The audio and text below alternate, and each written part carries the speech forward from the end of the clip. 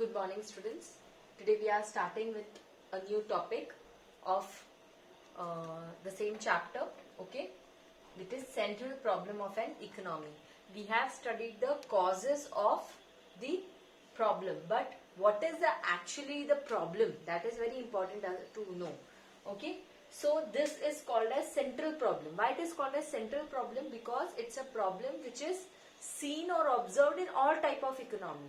It is not something that is typically seen only in India or typically seen only in Australia. No, it's something which is seen all over the country. Why? Because the resources are limited everywhere. So that's why it is central problem of an economy. Okay, now what is central problem of an economy? The first is what to produce. What to produce. This is the first problem. Okay, what to produce is having two possibilities, or we can say two aspects. Okay, the first is what possible commodities to produce. Okay, that means out of given resources, what are the possible commodities that I can produce.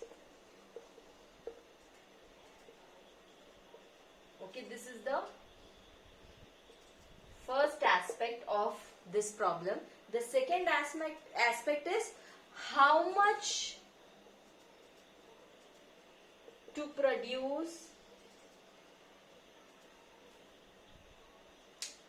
Okay, so this I have to what to produce, that is possible commodities. That means out of a resource, definitely we can have multiple things that we can produce, right? So what I will use for that I have to decide. And second is, okay, if I have decided, then what will be the quantity that I will produce. Okay, this is what to produce. Now let me explain this using an example. Okay. Okay, so first is, for example, the people in the country has to decide whether they have to go for consumer goods or they will go for capital goods. Okay. Now what are consumer goods? Consumer goods are those goods which are directly consumed by the consumer. That means these goods are not further processed.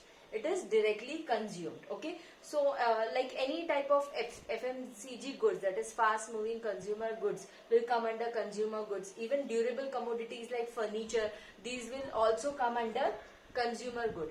What is capital good? Capital goods are those goods which are used for producing the commodity. So I can say like machines, tools. These are capital goods. Okay. So now let's say I am deciding what to produce. So I am deciding that let's produce more of consumer good. In this case, what will happen is definitely the standard of living of the people who are living right now at a new age, young people, for them it is very good. Why? They will enjoy all qualitative products and they will be enjoying things. But when I say to the future, it will be a threat, because we won't have that much of resources to produce more consumer good. So for current it will be very good, but for future generation it will be a threat. If I say let's produce more of capital good, then it will be actually a problem for satisfying the need of human in the society. Because if we produce more of capital goods and we don't produce consumer good out of it, what will happen is, again it will be more of idle, because its efficiency won't be there. We are not using the machine optimum, so definitely efficiency will lack, and what will happen is consumer would be dissatisfied. So this is our first problem. So one has to think very carefully and they have to balance very well. Okay, so that was the first problem. The second is how to produce. Okay, here we are speaking about the method that is used for production. Basically we have two types of methods. Okay, we have capital intensive method and we have labor intensive method. Okay, as the name suggests, capital intensive is wherein you are using more of technology, wherein you are using more of machines for the production. Okay, and the second is labor intensive. Labor intensive is wherein you are using more of human aspect. You are not using much of technology. You are using actually human aspect to produce the commodity. Now it is very crucial to understand what type of technology I will use, or what type of method I am going to use. Okay, why? Because in capital intensive, definitely the production will be comparatively very huge. So cost efficiency would be there. Whereas in case of labor intensive, the production would be definitely less and it will be more costlier, right? So that's why one has to understand. Let's take an example of clothes in this case, okay? Now a cloth can be manufactured in two ways. In first way, it can be manufactured through a handloom or through machine. The weaving can be done through machine or through handloom, let's say. Okay, handloom is purely labor intensive, so definitely the time taken, it will be very high. So the cost of handloom products are usually high. And a machine weave is always much convenient and it is much easier. And yes, the cost is also less. So that is very important to understand that how I am going to produce the commodity. I have to maintain the quality, I have to maintain the price. So depending on what is your need, you are going to choose the method. Okay, so again it's a very big problem. Now a country like our India, we are more labor oriented. We are at our place, labor is very cheap. So that's why many of still we have handloom facilities, handloom organizations, we have many things like this still prevalent in India. But if we go in abroad, this is not a condition. Labor is very, very expensive and that's why they are more machine oriented. Okay, so yes, in India we can say we can use more labor intensive method in some areas wherein we have labor and we can afford that much. Okay, so we have to understand the economy's resource. That means our resource, we are rich in labor.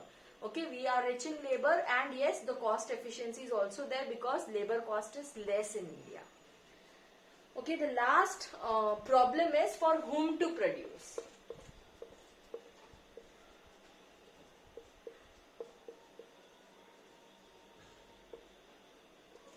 Okay, for whom to produce, as we know, definitely that means we have various classes in our country. So for whom basically I want to produce.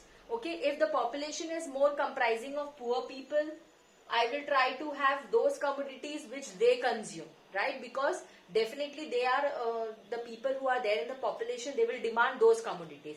If I have more people who are middle class, then I will produce such commodities which they prefer at the preferable cost. And if I have more of richer class in the society, then what I will do is definitely I will have more luxurious commodity. Okay, so for whom to produce has this aspect, as well as there is the different aspect, that is distribution, allocation. That means it's a problem of allocation or distribution. Okay, now why? We have four factors of production. We have land, we have labor, we have capital, and we have entrepreneur. Okay, every factor of production has to be given certain remuneration, right? A land would be given rent, a labor would be given wages or salary, capital would be given interest, and entrepreneur will get profit. Okay, so if you see, all factors of production is going to get certain remuneration. Now, what will be that remuneration? That we are talking about here. That means, for example, let's take an example of a producer who is producing, let's say, wheat in a large quantity. He is not a farmer, but he has laborers. Okay, he just makes people do it. Now, what is the problem? He has good technology and everything. Now what is the problem is, the first thing he has to decide, even though he doesn't, if he owns the land, he has to decide what amount he has to give to the land, okay, in terms of rent, okay, because definitely that will be a part that he will minus from the costing, right? Has to minus that from the costing. Then second is labor, what wages he will give to the people who have helped him to produce. Then capital, okay, he has invested the capital, so what interest he should get it. And entrepreneur, profit. That means out of all the expenses later on, when he deducts all the expenses, what profit he should get.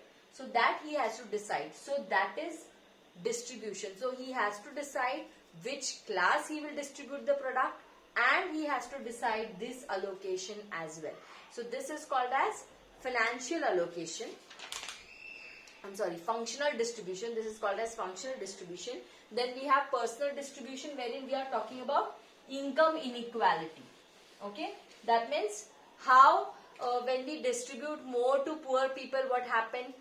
More of income inequality is doesn't generate that time. When we there is more of profit or more of amount given to the rich person, then what happens automatically is that it goes for inequality in the country.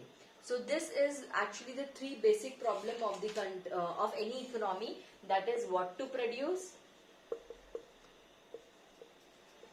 how to produce,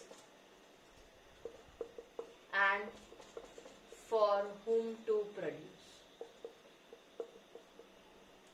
Okay, usually this question comes for 5 marks. Okay, even though there are 3 points, still the marking category will be depending on totally your examples.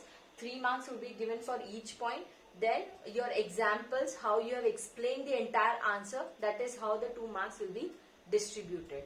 So very important question.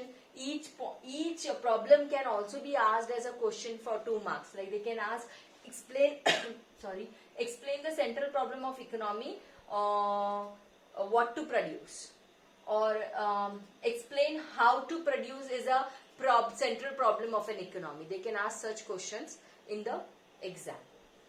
Thank you.